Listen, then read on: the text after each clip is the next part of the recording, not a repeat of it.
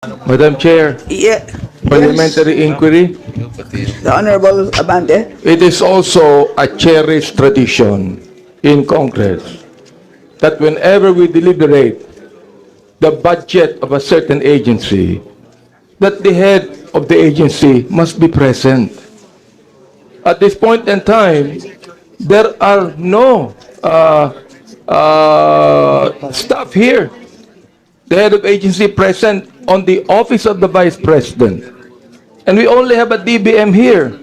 A DBM even answered that only, the COA even answered that only the OVP could be able to answer that. Perhaps we could be able to say it. Kanina, sinabi rin po ni Congressman Marcoleta, is a cherished tradition to approve the budget immediately. But there's a cherished tradition that when we deliberate a budget of any agency, that the head of agency should be present. That is my parliamentary inquiry, Mr. Chair. So, as we had explained earlier, we received a letter dated 10 September.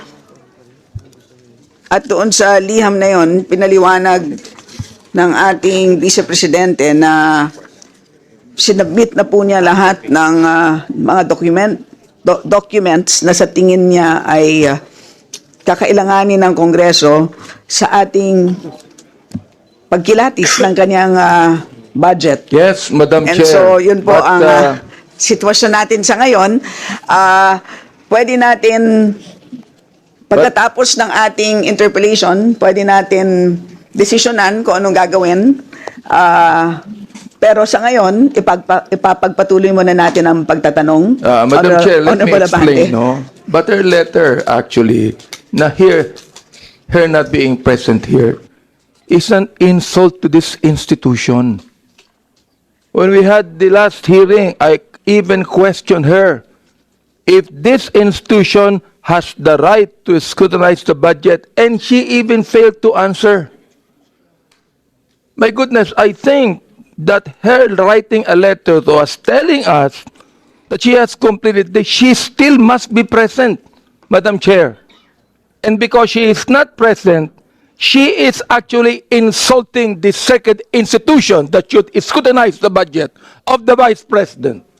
And I do not care even if she is the Vice President, Madam Chair. I will not allow that Congress will be insulted by the head of any agency. Duly noted.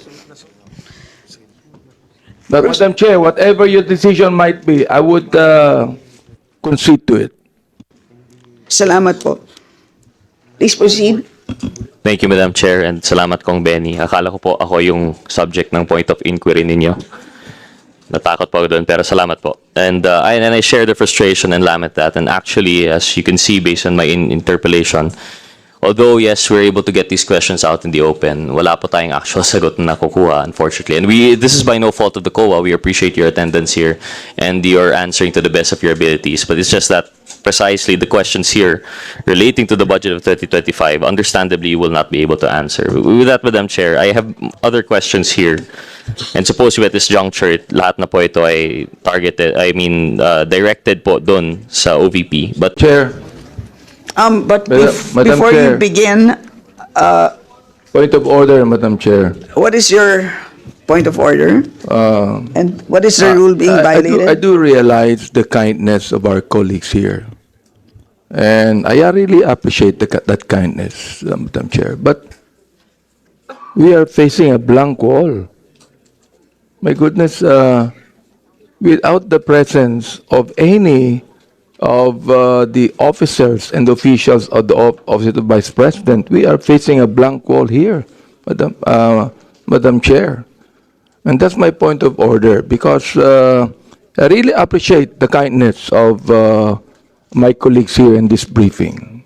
Masyado tayo naging mabait, Madam Chair, and I would think that it is time for us to realize that we should not allow any head of agency to further insult the authority of Congress to scrutinize the budget, Madam Chair. That is my point of order. Madam Chair. Very quickly, Madam Chair. Yeah, if I may. Kong Abante, I believe that was a manifestation, not a point of order. So yes, we note your manifestation and we proceed to the Honorable Garin. Yeah, thank you, Madam Chair. With due courtesy to my mentor and, of course, a legislator have been here for long. We admire and we respect the context of the Honorable Abante. However, Madam Chair, I believe this issue has been deliberated for several hours already since we started. With that, Madam Chair, even with the absence of the Vice President, but with the presence of other officials here, and with members who would like to ask questions, can we please proceed with that with due courtesy to the Honorable Abante, Madam Chair?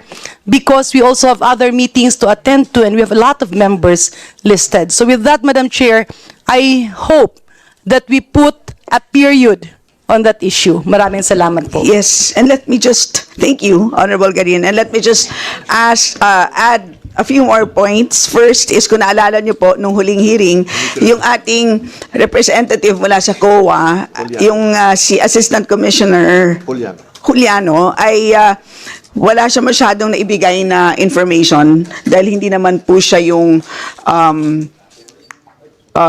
individual na nakakaalam nung mga tinatanong ng mga members. That's one. Pangalawa po, ang audit report for 2023 ay hindi pa po posted ng COA. So hindi pa alam ng ating mga members, pati ng ating mga kababayan. And that's the reason for why marami pong nakalista sa ngayon. There are 14 members who wish to ask questions. So kung sana po mamarapati natin, ay papayagan natin ang ating mga miyembro na magtanong. Kasi meron silang mga genuine na curiosity talaga dito sa budget ng OVP. So, yun lang po. Kaya payagan na muna natin and later on, let's decide kung anong gusto natin gawin dito sa budget ng OVP. Madam Chair. Yes po. Yeah, I would accede to that, Madam Chair, but let me just explain further. No? I was asked, what if the Vice President would not come to the briefing? No? Sabi ko, that's fine.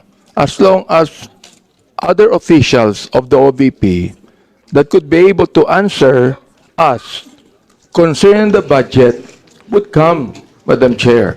Yes. But there's no one here. Thank Secondly, you. And Madam Chair, we have already- I would like to remind, our people that are listening right now, this is not just one congressman. This is a collegial body. And being a collegial body, as given the mandate by the Constitution, to brief and ask questions concerning the budget, the fact that the head of the agency is not here today is further giving an insult to the body here, and that is, I think, would be unconstitutional. Madam Chair, yun lang po ang gusto kong sabihin, and I would accede that we should continue on. Thank you.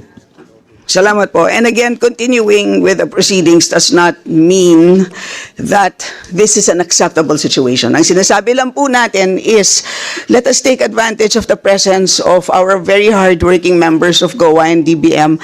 Pagkakataon na po na malaman ang hindi natin nalalaman tungkol sa budget ng OVP. So with that, please proceed.